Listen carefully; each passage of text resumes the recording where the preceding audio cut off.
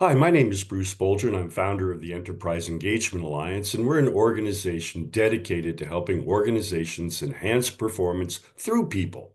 And we share a lot of free information with experts around the world on all aspects of how to engage people in your purpose, goals, and objectives in your organization, and how to enhance returns for investors by creating value for your customers, employees, and other stakeholders. And today I've been so excited about this show. It's an introduction to faith-based capitalism. And you might wonder why, we're a secular, not for non-partisan organization. But why would I be attracted to this? Well, because our whole concept of capitalism has always been based on the golden rule. When people ask me, what is it? It's the golden rule in business. So when I discovered Davin Salvagno, who's founder of the Purpose Summit each year, coming right up in Charlotte very shortly, Davin, we'll have a chance to talk about that for a moment. I was immediately intrigued, and I attended his conference, which I highly recommend. And then I ran into JC Height. And JC Height is a marketing executive. He's got a very successful marketing agency, and he too has built faith into his business. And finally, Davin recommended Mike Sharrow. He's CEO of C12 Business Forums. It's an amazing group, 1,700 Christian leaders coming up pretty shortly. Your conference will quickly tell us about that, Mike. And so I was really excited to do this. One other little bit of housekeeping. We're an organization that's dedicated to helping companies improve performance, and you need different services to do that. And we connect people to all sorts of different services and all aspects of business management, voice, assessment, communication, rewards and recognition, etc. And finally, we are stakeholder capitalists. We pay it forward, we give away a lot. You don't have to join our organization, you don't have to even buy our books. We give it away because we believe that the best way to make the world better is to pay it forward. So I'm now going to take off this share here. And Davin, I'm going to start with you because you're the guy who introduced me to this. So could you explain? It might be confusing to people. Does faith-based capitalism mean that, is that just mean that the owners are faithful? Or does that mean that you embed the principles of Christ into your business? Yes, it's both, Bruce.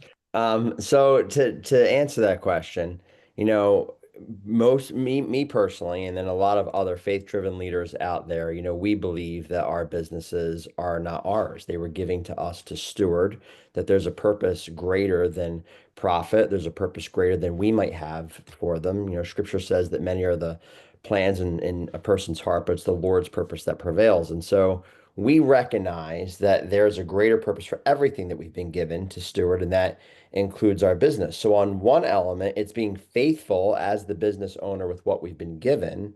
But then on the other piece, it's not necessarily introducing faith into the business, because I would argue that, or I want to argue, I would offer that a lot of the successful principles that have lasted for decades, for centuries, are rooted in biblical principles. So it's really revisiting the founding principles that we've often gotten away from as a nation, as a people that have, made a lot of the movements over time successful because they were rooted in biblical truth. So it's being faithful with what we've been given and revisiting the founding principles of faith that have led to success and significance. Well, thank you. And Mike is head of probably the largest business organization, based on Christian faith. What is your take on that? Is this about collecting leaders who are Christians who practice that in their daily life?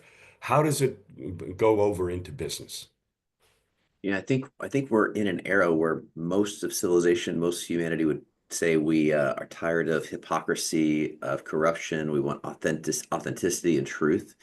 And at the end of the day, every one of us in business operate out of what we believe. So at some level, saying we're about faith-based business is about saying we're about integrated, authentic, consistent living with whatever you believe.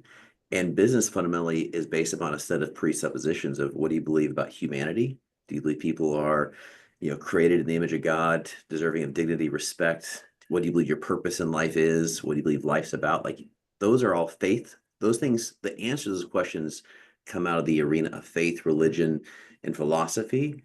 and they manifest in commerce, economy, and business. And so, yeah, we're all about the idea of helping people who identify as followers of Jesus go, well, if you are, then whether you're a janitor, a manager, or CEO, that those answers to those questions and that reality should manifest in how you treat people, how you make decisions, how you view yourself, how you view others, and how you do business. And so we're really about equipping and accountability to connecting those dots. And then in our case, we'd say we believe in a God who says that we're to do everything as unto him, including business, that he created us to create, and that we all have a purpose. And that means we get to bring that joy and that mystery to business. And I would argue that most of the white collar crime and the bad headlines and the bad stories and the disengagement and the miserable people of the last 50 years are oftentimes a byproduct of people not connecting those dots, living that way, even if they don't share my religious identification or go to the same church as me. So, yeah, we're all about connecting those dots. So JC, here it is. You run a major marketing agency. I believe it's a franchise model, folks. So if you're interested, you can contact JC. But it seems to me that your business is really, I would imagine, non-sectarian, right? You help companies of all faiths market their businesses. So how do you bring faith into your business? In other words, is it like Davin is saying and like Mike's saying that this is not just your own personal celebration of your faith. This is about using the lessons of the Bible to be more successful and happy. I love this topic and great question. For us, I think it's been different seasons as I've matured even in business and in my own walk with my specific team that I've had. You know, we've brought in people from all walks of life. I saw on an onboarding form the other day, because we ask on the onboarding form, I don't know if that's legal or not, but we do. And we had an atheist come in. I was like, oh, I can't wait to talk with him. And I think for us, you know, my approach has been hopefully, you know, what I would think Jesus would do. You know, he hung out with the worst of the worst and also had disciples around him at all times. And so, you know, we want our organization as an organization, we want to find the best people we possibly can. And then through that journey, as a leadership group, you know, our goal is to show Christ in everything that we do and be him in every way. And that's super hard sometimes. I'll be honest. And maybe we'll talk about that later. But, you know, what does it look like to promote leaders that maybe don't believe what you do, and then their influence on other teams, and how do you navigate those things? But at the end of the day, we have chosen that there's certain things that we kind of have in our rules. Every Monday we open up in prayer. We're we've kind of a worship channel that we have, and people are open to participate or not. And we've got about 90% probably of people that do. And but how am I as a leader acting as though I believe Christ would within our organization is what it boils down to. Well, it seems to me with that as a model for capitalism, we cannot go wrong. And again, we're a secular organization, but and this gets back to you, Davin. It seems to me that when you really talk about the teachings of Christ, we're talking about values. And you don't necessarily, Davin, have to believe that Christ is the Son of God to accept his values, do you? And if you do accept those values, how do you represent them in your business, Davin? How does that affect how well, you know, you're running a big event. You've got a lot of people coming in. You've got all of these vendors. How does it affect how you treat people? Well, it's foundational to how you treat people. And I would offer, answering your earlier question, that there's a lot of people who don't believe that Jesus is the Son of God that still espouse a lot of the values that he talked about and that are in the Bible. Now, I believe that Jesus is the Son of God. And so, even more so, I espouse those values. But there's a lot of people who don't. In fact, you know, one of my favorite like videos ever was a Penn and Teller video where Penn, he's a you know, self-proclaimed atheist, and he's struggling and having this conversation with, you know, how you treat people in this YouTube video. And he was talking about how he was speaking at a conference one where they were doing their show. Actually, it wasn't a conference. They were doing their show. And there was a guy that came up at the end of the show, came up, big fan, gave him a Bible. And And Penn said, listen, I appreciate the gesture. I know there's no God. I know what this guy was doing, but you could tell he was shaken by this guy's genuine authenticity to come up to him, a self-proclaimed atheist, and give him a Bible. And he's struggling with this thought. He's talking to the camera and he's struggling with it. And then he says this. He says, now I know that there's no God, but I respected this guy's boldness and faith for what he believed and his values and how he loved me as a person, even though I didn't believe what he believed. And then he said this, how much do you have to hate someone to know that heaven is real and not tell them?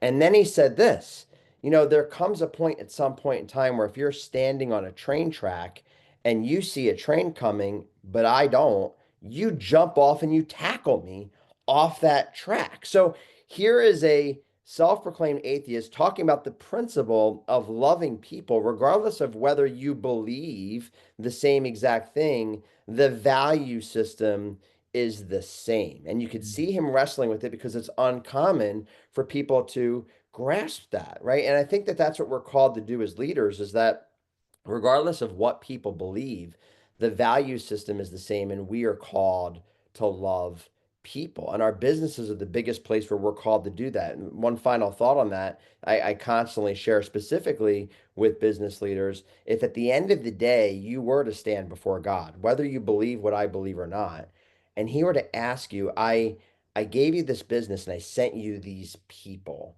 How are these people's lives better because they were a part of your business? How would you answer that question? And based off of your values has everything to do with how you would answer that question. I have a brief technical problem. Mike, the next question is going to be for you, but bear with me.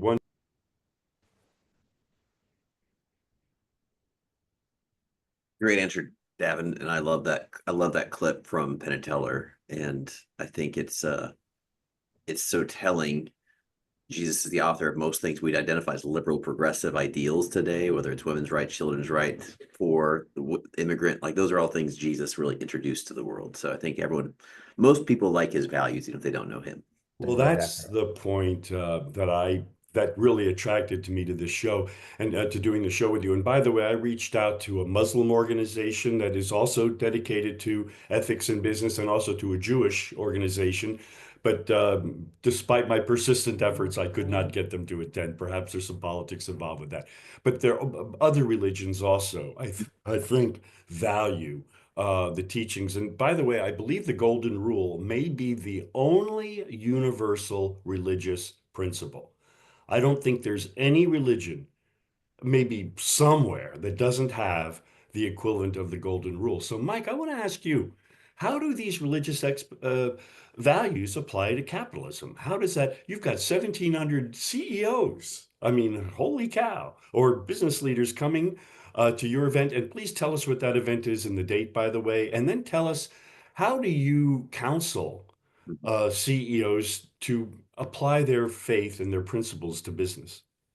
And to clarify, we serve about nearly 5,000 leaders every month and about 500 roundtables around the world to meet every month. We just happen to have 1,700 people coming to a conference at the end of April called Current. It's in Dallas, April 23rd, 25th, open to the public.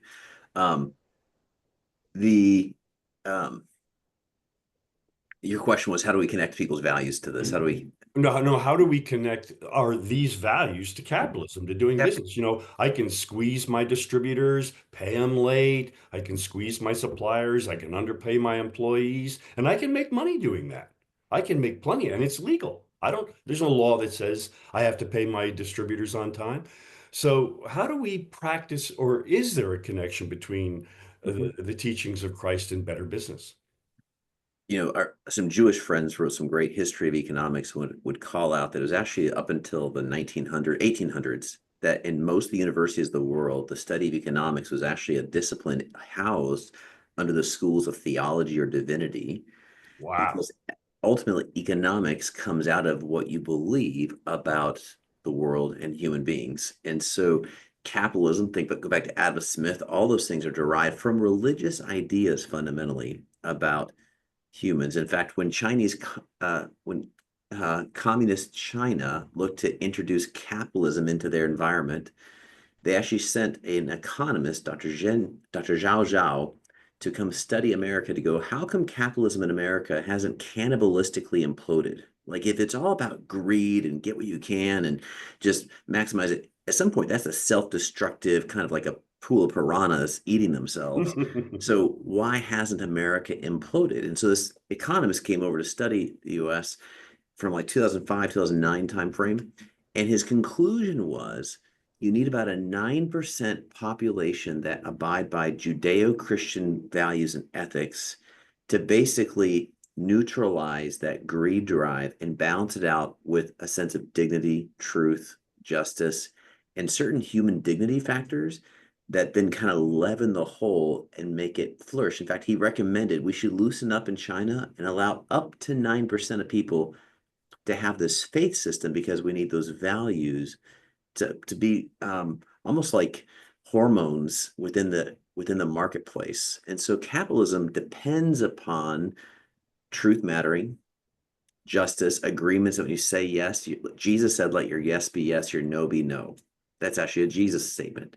The idea that I should care about those who are vulnerable, not prey upon them. That's a biblical idea.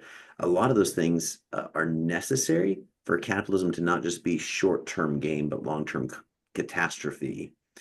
And I think even the most agnostic business person would actually want to presume when I do business with people that I don't have to ask what church you go to or religion you abide by to say, are you going to hold these contracts? Are you going to believe in covenants? Are you going to say the truth? Are you going to try to do what's fair? Our capitalism actually depends upon these invisible values. That's a really good, great insight. So, JC, doesn't it, in a funny way, put pressure on when you are basically espousing, that you're basing your company on values, right? You're putting pressure on yourself. And an interesting study just came out. The Christian Workplace, I don't know whether you guys know that organization, they did a 4-year survey of 160,000 employees for Christian-owned organizations. And what it found, it was that employee engagement was almost double what it is in the average company. Double, like around 62% said they're engaged, whereas the Gallup says it's about 31%. And then JC, on top of that, it went back to normal when it came to, well, are they paid well and do they have voice?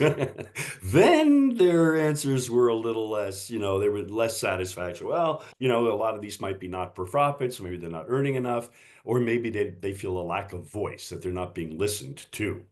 Following the teachings of Christ doesn't mean you're going to be a perfect executive. So, JC, in a funny way, it sounds like on the one hand, purpose is a very, very powerful motivator. But doesn't it also put pressure on all three of you gentlemen as CEOs? People are going to have a higher expectation for you if you're espousing your faith, aren't they? Absolutely. I mean, if you truly believe like this is God's company, I'm just a steward. I'm managing his business and his affairs. This was taught by my grandfather into me when I was really young, and he was just the biggest advocate in our family of being very intentional with his money. And I'll be honest, there was times where I was really frustrated. I felt, Granddad, that's not fair. I'll give you an example. At one point, I got into trouble at 18, believe it or not, and he had to loan me Hard to some believe. money.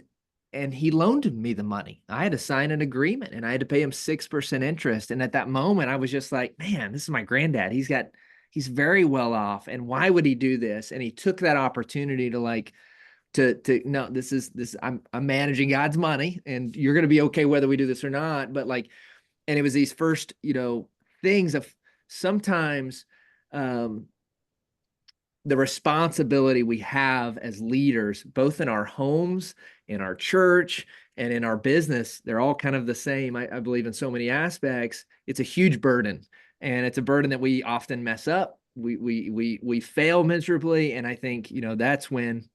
And I'll give you an example. One of my big commitments was to create jobs in Nicaragua, second poorest country in the Western Hemisphere, where my wife is from. My kids were born, and I lived there, and we got up to 200 employees. And if I could get to 1,000, and you know this, Bruce, I think we and I talked about this. If I got to 1,000, we would become the highest economic provider in the country, 1,000 Wow. times what our current paycheck is. Wow. What a beautiful thing. And I believe God like set me on this vision. But the business got really tough about 2 years ago, and we had to lay off some people. And I like imploded. I went through a depression. And I remember thank God I've had some incredible, but I was sitting with mentors around me. I was sitting with John Maxwell, and he said, these things can't be true. You can't say this is God's company and then take all of the responsibility of the falls. And that's what you're doing, in this moment. Like you got to give this back to God and do the best you can, and trust that when bad things happen, that okay, there's a purpose, there's a plan. God can use this chaos for His good if you're open to it, and just really had to reframe. It is. My wife came home and I was in the fetal position in the shower, and I'd been there for hours. They put me in the hospital for 3 days. It was really rough, and it was because even though I was saying it was God's company, I was the boss. I was the leader, and I was making all the decision. It really wasn't in my heart, that way. And I think that's where we get caught up as entrepreneurs sometimes.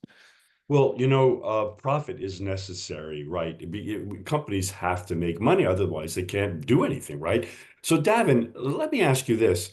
I've been at this since 1989. Okay, I've been advocating for a circular, positive form of capitalism, and the proof now, gentlemen, is that you'll make more money. You actually will do better. There is substantial. In fact, there's something called the human capital factor that was developed by Dan Ariely. He's a Duke behavioral scientist, Duke University, and they have actually developed a framework that has found that companies that have highly engaged and committed employees actually will outperform their competitors on the stock market and in profits. And yet, Davin, the movement that I've been part of has been dragged into politics, and we're totally, as I said, nonpartisan. People saying, wait a minute, if you focus on people and you don't focus on profits, you're cheating the shareholder. You're depriving the shareholder of their returns. And no, wait a minute, you're creating a better business. But Davin, you've encountered that probably, haven't you? That if you say that you're going to run your business not only for profit, but to create profits through people rather than by extracting it, you get subject to criticism. What do you say to people that accuse us of diverting profits for our own faith or our own personal beliefs? Well, I would say there's nothing new under the sun. This Yeah. conversation's been going on for decades. And one of the best and earliest and simplistic examples that I've seen of this, for lack of a better word, equation working really, really well was in one of my first corporate roles in 2001, where I met Jim Sinegal, the founder and CEO of Costco. And CEO and Costco has been a thriving company for a very long time. And back when Jim, he's no longer the CEO now, he's 88, 89 years old. But back in 2001, we didn't even have an employee handbook. I don't even think we had an HR department. We had a girl named Holly who like sat in the room where the computer server was that did onboarding for new employees, but that was about it. There really wasn't even an HR department, and their turnover was only 2%. You had to know someone who knew someone to get into Costco back in 2001. But the reason why is because they had one very simple formula that Jim lived by, and it was these five things in order. Number one was obey the law. Number two was take care of your employees. Number three was take care of your customers. And number four was take care of your vendors and suppliers. And if you do those four things well, you'll do what every company wants to do, not exists to do, but wants to do, which is reward your shareholders. And so in that very simple sentence, and that was posted everywhere, he did something very, very clear. He prioritized people. Well, first, obviously obey the law. We don't want to break the law. But he prioritized people, right? Your employees, your customers, your vendors, and your suppliers. Most companies in the name of profit don't treat all four of those really, really well. Most companies don't treat their employees well, let alone their families. Most companies don't treat their customers all too well. And most companies don't treat their vendors and suppliers well. They take advantage of them in the name of profit. But Jim was very clear, take care of our people. That included the families that they go home to. take care of our customers, take care of our vendors and suppliers. If we do those four things, the byproduct will be rewarding our shareholders. And this has been said many, many ways before. Profit is the great applause that we get for delivering well on our purpose. And they lived by that. And the results stand for themselves. Low turnover, 2% turnover, 98% retention, double-digit growth year after year, all because they espoused those values. So, Mike, with all the influence you have, 5,000 people worldwide, your conference coming up, are we sacrificing profits? Are we depriving our shareholders of returns when we apply the principles of Christ and the golden rule to our business? No, and I think we saw this manifest dramatically during the pandemic. The thousands of small businesses we serve were about twice as likely to 3 times as likely to survive it, flourish through it, and had twice the retention rate, engagement level of employees. And we just did our culture survey last year. Employee engagement was 75%. There's a real economic value proposition to the shareholders of a business to have the workforce you're already paying for. You want a third of them engaged, two-thirds of them engaged, or all of them engaged. Like there's a real production value to that. And we see it consistently. Like our members are twice as likely to achieve the Inc. 5000 list as secular peers. And I think one of the things that's a flawed thinking is when we bring a long-term view to business, when we do have this faith-driven eternal perspective, we talk about it, where we think, tomorrow matters, next year matters, what happens after us matters, it makes you more strategic. And so it could mean compromising profitability of Monday, but it actually usually translates to better outcomes for Friday. And I had a CEO who he was a secular accelerator program. It was all about 10xing your business, but everything was just measured on maximizing personal wealth creation in 1 year. He joined our program and he went, I never thought about what happens in 10 years. What I want the story to be for my people. What am I building? What about after I leave? That made him start investing in strategic planning, talent development, systems and things that did not create profit in the next quarter. So candidly, he did sacrifice profitability over the next quarter to invest in things that did not create immediate returns. But 2 and 3 years later, that business was scaling, stabler, resilient, and he was making more money than he made before while not being as focused on the money as he was before. And so it sometimes is a short-term, absolutely sacrifice. I could take advantage of people. I could shut down a lot of things. I could make a lot of money by not delivering on warranties and contract terms. Eventually, I go to jail, lose customers, and there's a flash of it. So when I was a business student at a big Fortune 50 company, I went and proposed how to take on a bunch of debt to grow the business. And the CFO of Walgreens sat me down and said, Mike, you're right. We could grow the business more cheaply and make more money this year if we took on tons of debt and did a high leverage growth plan. But one day that mean we'll have to lay off people to satisfy bank covenants. One day that would mean we'd have to compromise our social contract. And he said, we're a 100-year-old company. I want us to have employees who can trust us for the next 30 years. And so we're going to give up short-term gains for the long-term value creation. And so I think it comes down to how you measure success over what time lapse, and if you only measure it in one form of capital. Well, and it is, I don't know whoever invented the term the golden rule, but it certainly is a coincidence that it's the golden rule. Mm-hmm. It produces wealth, in my view. JC, you're in a business where, marketing, I think is really where ethics really play a role. And I want to get your opinion on this because I've been in marketing my whole career as well. And that is the fundamental failure of marketing is a failure to keep promises. I listen to the radio every morning, but when I get up, I'm an older guy. I guess I still do. I listen to all news radio when I wake There's up. still radio? It exists, although I get it on the internet now, Mike. Okay. I feel better. But we have a New York news station. It's all news, and I wake up to it. It's a habit. You get the weather, the traffic, all that nonsense. But anyway, JC, I hear these ads. I don't want to single anybody out. I don't want to get into a defamation lawsuit. But so many of them are just clearly not true. And it seems to me that when you're engaging in a new client, how important is it for you to understand their values? because if they have bad values, your program will fail and they're not going to blame themselves. They're going to blame you. How do you deal with values in the marketing world? Well, marketing is a means to an end. And I think that's one thing that's really important for us, right? Like I can, as you're saying there, we can be the best marketing company in the world, but if you don't have the culture, the product, the price point, all these other variables that we're talking about, it's irrelevant. You can spend all the money you want and you're going to have a really rough time. And on the flip side is true as well, right? Like the importance of working with a company that's already doing all these fundamental things that we're talking about.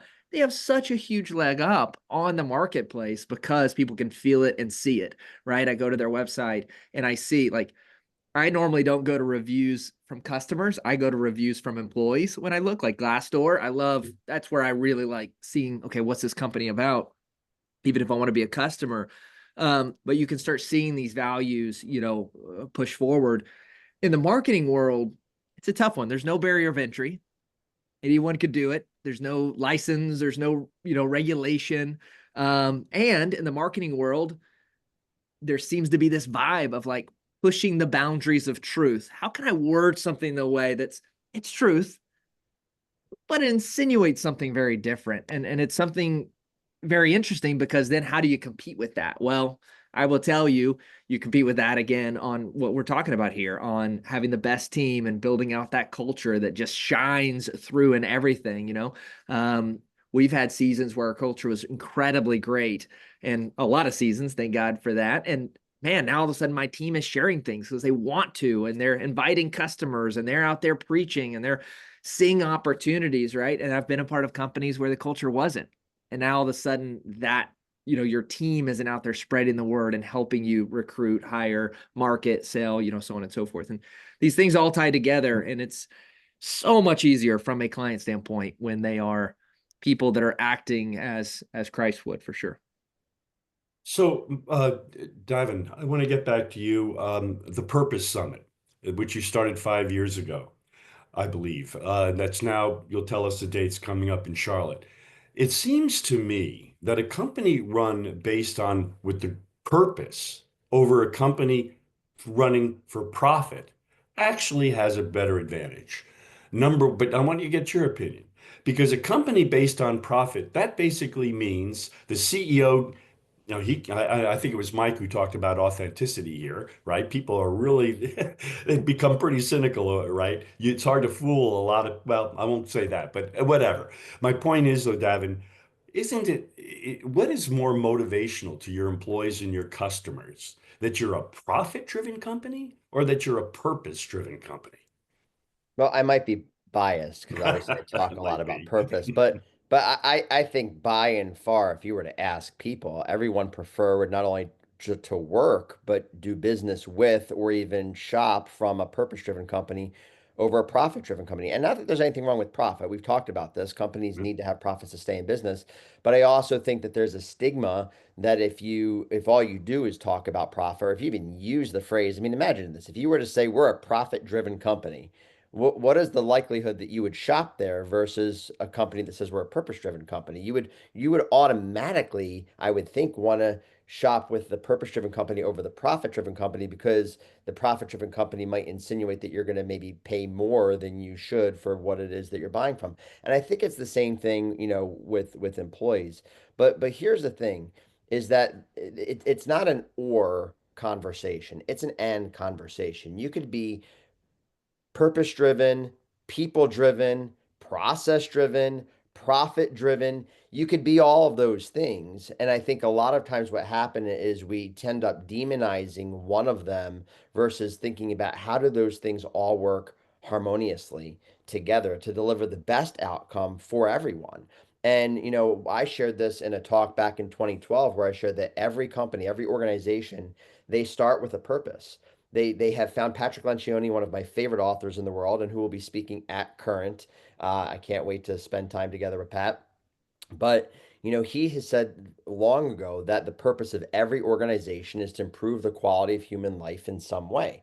And that's the purpose of the organization. And I shared earlier that profit is the applause that we get for doing that well. But I shared back in 2012 that every company starts with this purpose, this idea of how we're going to improve the quality of human life in some way. They invent a product, a service, a platform, something, and then they invite people to be a part of that purpose. And then they start putting processes and systems in place, and then they start measuring performance, and then they start turning a profit. But all too often, what happens is we start focusing more on the product, the performance, and the profit, and we forget the founding purpose for why we started. And we forget that we invited people to be a part of that purpose. And if you look at the growth journey of most organizations, especially in the startup phase, there's this honeymoon phase where employees are really excited to join the purpose of an organization, and then it kind of falls off. And the reason why is because mission drift happens within the organization. So I don't think it's an or conversation. I think it's an and conversation. And I think if you look at some of the best organizations that are out there, they've always kept their purpose and their people in front of them. And the other pieces, product, process, performance, and profit, change to support the people and the purpose of the organization. And this gets Mike to something I think it was you who said it again, authenticity. You know, people aren't, they can often see through people, right? And they can tell whether a company is either purpose focused or money focused. I think that's usually pretty clear. And there's a great article today in Fortune about Delta Airlines, and they're skyrocketing. They're doing exceptionally well. And meanwhile, they treat their employees and their customers. Well, some of the loyalty people are a little annoyed right now. But overall, it's a company that's really focused on people like Costco. So, Mike, if you, how important do you think purpose is over profit in terms of engaging people? Can we authentically engage customers, employees uh, without a purpose? Can we really engage people if our goal is just to make money? Will we fool people? Yeah, I think this is a question of degrees. So I think, can you operate a business without purpose? Clearly, there's tons that do. I think there's actually margin to be made on purpose, and I think the reality is no margin, no mission. So if you don't have profit, it's pretty hard to take care of your people. And so if you don't have a profitable business, which means you have to be delivering something of value to the market, that they will pay you more than it costs you to produce it, so that you can invest in your people, so that you can invest in environments and innovation in the future. And so I think all those things are by design. I think there's this design within humanity that actually self-corrects. Gary Hamel, a thought leader I appreciate, says success is a self-correcting phenomenon. Like eventually these laws of physics pull things back to consequence. And so if you want to be about purpose, the I think the thing people miss out on is being purpose driven. Just like false marketing or false advertising, people sniff that out. You don't go grab a purpose. I've seen business do this. Let's say we're about the environment. Let's say we're about saving children because I want to pull the heartstrings to get more money. Eventually, people go, I think you're just trying to claim a purpose because you want my money. That's not very satisfying for the soul of the firm, and it's not very satisfying to the customer. When we talk about purpose the way that JC and Davin are both champions of, it's actually about finding the joy of doing business, of actually thinking through, like, why am I working this hard? Why am I taking this risk and stress to create jobs or lose jobs and fight in the marketplace every day? Is there a purpose I'm doing beyond just money? Because that's really, once you get beyond meeting your needs, it's not really satisfying. And then how do I actually see people as having a purpose? And how do I think about my impact in the world and excellence in those things? To Dan's point, if I get those things done well, I will be rewarded. And if I'm not, I'll be held accountable. Like I run a for-profit business. The reason I'm for-profit, it's not because we're about profit. We actually give most of our money away. We don't do it for dividends' sake. It's because we want the accountability of the market to say, tell us if we're ever not delivering value equal or greater than our cost of doing business. That's actually an accountability with the marketplace. That's an interesting point of view. We're getting near to wrapping up. JC, again, you run a not for you run a for-profit organization. And you touched on this, but I want to flesh it out a little bit more. Does wearing your faith on your heart, so to speak, does that affect employee recruitment? Would that turn off, do you think? Or I think you said earlier, no, that you have all sorts of people you have a very diverse organization, and proclaiming your faith has not turned off people. But tell us. Well, it definitely has turned off people, and that's a good thing. It's not a bad thing, and it's turned people towards us. I think, Well, wait a minute. Why would it turn off somebody? I'm not quite sure, but what well, would they say?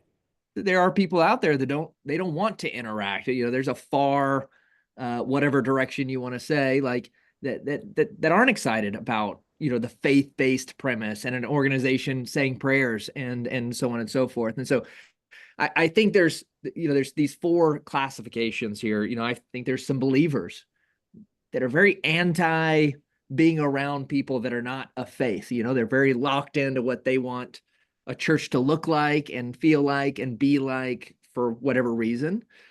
And there's a lot of us, it sounds like everyone in this room, that are very open. And then there's on the other side too, right? I've worked with a lot of atheists like Penn that, man, they're very open and they respect it and they love it and they care about it and they're drawn to it. And I've seen people that are not. In fact, our summit, a faith-based summit, we had two chambers that were going to work with us. And the moment they saw it was a faith-based summit, that, hey, we can't support this anymore. And so I think being loud about who you are, and I'll tag on here. I think it's about being aligned with who you truly are. So we are this. And so we need to make sure we have people that are okay, supportive, and are about those values that come in. You look at Grant Cardone, he's all about making money. And I'll say this because I would say it to him to his face. He's all about making money. So who does he recruit? People that are all about making money. And that value has to be very synchronized, and it works for him. And now he's find a way to win without, certain things. But the point here, I think, is that as an organization, you should be in your marketing and messaging. If you're truly loud about who you are, you should be deflecting people that are not about that and attracting people that are. Well, it's an interesting thing because that's an advantage because people know where you stand values wise. So again, it doesn't matter in my view whether Christ is the Son of God. It's whether his teachings are sustainable. And I think that, to me, the teachings of Christ are so fundamentally universal that I don't really know how anybody can argue with that. But Davin, getting to you, first off, please tell us the dates of the Purpose Summit and what the purpose of the Purpose Summit is, quickly.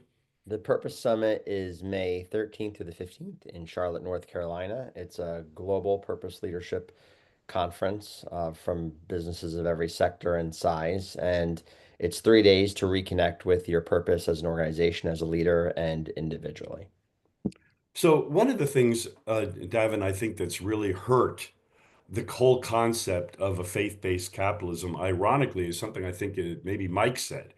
Um, the issues of treating people and the environment well are so popular that people lie about it. And I think that frankly, and again, we're totally nonpartisan here, but I agree with the anti-woke folks to the extent that there was a tremendous amount of phoniness in the early 2020s of people making all sorts of proclamations that weren't true. And it was greenwashing and virtue signaling, and it deserved to crash. But Mike, do we not want to throw out the baby with the bathwater? Yes, we should all be cynical of the people that abused the principles that we believe in for nefarious causes. But Mike, do you think the movement of purpose-driven leadership has been set back by the greenwashing and virtue signaling?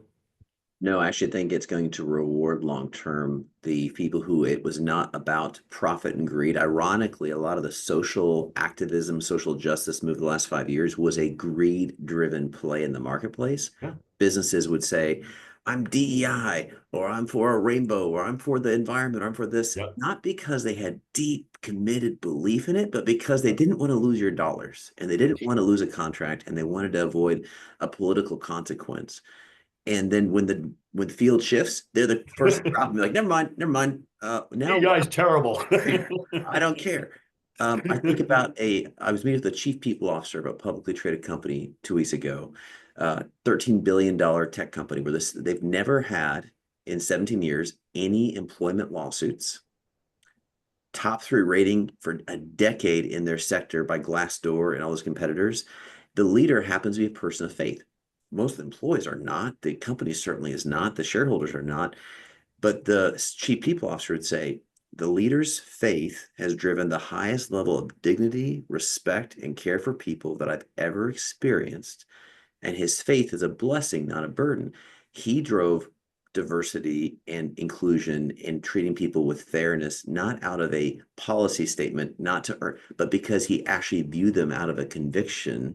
He was doing it before those terms became vogue. He's continued to do them after the vogue became vilified because it wasn't about a profit motive masquerading in a purpose. And I think that's the long-term advantage if you think about public equity market companies or private sector companies over the long term. Is purpose driven is really about the integrity and consistency of who you are, how you are, what you are, and the way that affects people. And aligning those things and being honest, to JC's point, some people are going to say, I could never work for someone who's a Cowboys fan or a Bears fan.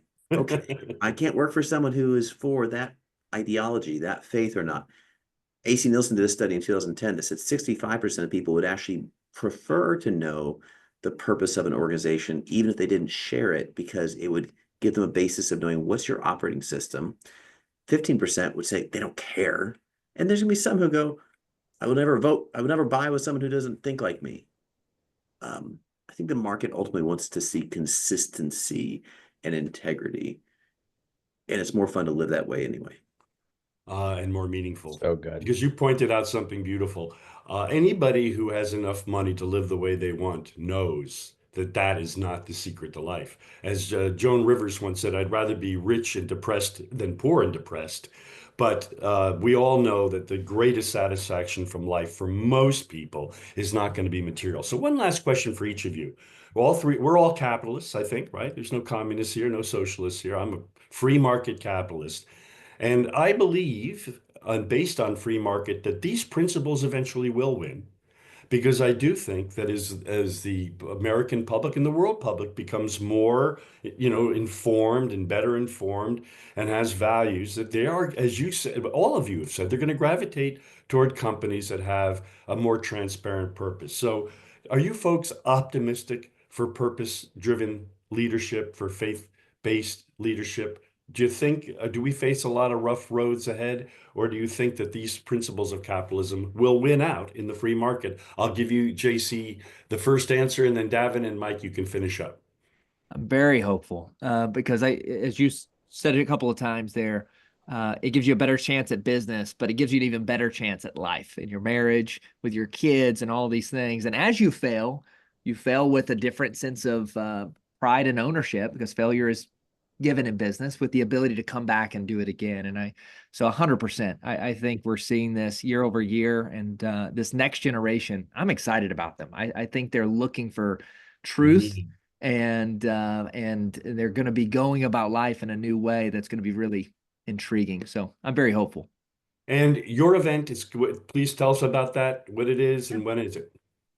Well, Mike and I really like April, and so ours is April 24th, 25th, and 26th, Scale with Stability Summit, a faith-based event for entrepreneurs and faith-based leaders. And our premise is all about how do we scale with stability. And so stability, again, in our life, holistically, how do we grow a business and focus on our marriage and our kids and our health and things of that nature. Great. Davin, your thoughts. Are you optimistic for the future of the principles that you and I think are pretty faithful to? I'm very optimistic, and I'll tell you why in a second. But quick, I want to comment on something that JC just said, and then I'll tell you that. Quick joke: two pastors walk into a coffee shop. The first pastor asks the barista for a coffee, and she says, "Right away, I'll get that for you." The second she gets the coffee, she says, "Tell me, young lady, do you know Jesus?" And the other pastor behind him pushes him out of the way and says, "Don't talk to her about Jesus. Jesus is my thing." And I love that joke because in many ways it looks at how a lot of people who have the same purpose, same mission, unfortunately, how competition can rob them of purpose. And I think what we're seeing happen for the first time in a very long time in the marketplace is there's a lot of collaboration happening. We've seen years of a lot of consolidation where there's been a lot of acquisition and mergers and all that. But I think what we're seeing happen is there's a lot of collaboration happening towards shared purpose in the marketplace, both in the faith sector and outside the faith sector. And I think a lot of the phonies that were doing it for just money, as Mike shared about before, have been weeded out. They've been cut off. They've been pruned. We've been in a season of pruning. So the reason I'm optimistic is this. If you think about pivotal moments in history that have defined generations, arguably one of the generations we talk about for the last century was the greatest generation, my grandparents' generation, who was deeply marked by the Great Depression. And what happened in the Great Depression ended up shaping their mindset for the next half century. And that trickle down of their mindset really gave direction to the way the economy went, the marketplace went, the way that decisions were made, the way that we treated people, the way that business was ran.